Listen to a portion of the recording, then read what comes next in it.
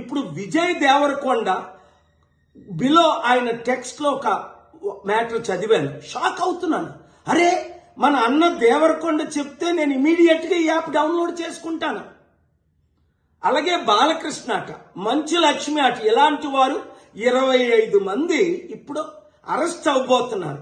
ఒకవేళ పోలీసులు వాళ్ళ దగ్గర పొలిటీషియన్స్ డబ్బులు తీసుకొని అరెస్ట్ చేయకపోతే వారందరినీ సుప్రీంకోర్టుకి నేను నడిపిస్తా.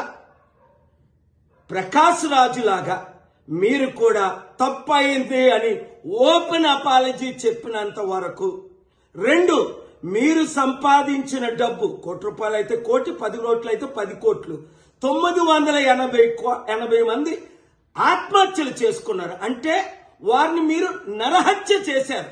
మీ ఇన్ఫ్లుయెన్స్, మిమ్మల్ని ఎంతో ఫాలో అవుతున్న ఈ ఫాలోవర్స్కి మీరిచ్చే గిఫ్ట్ ఇదేనా?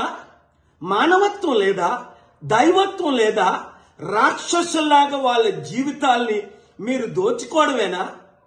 ఎండ్ ఆఫ్ ద డే మీకు మిగిలింది ఏంటి? ఆత్మకు శాంతి కావాలా? మనసుకు రక్షణ కావాలా? నెమ్మది కావాలా? ఫ్యూచర్ మంచి పేరు కావాలా?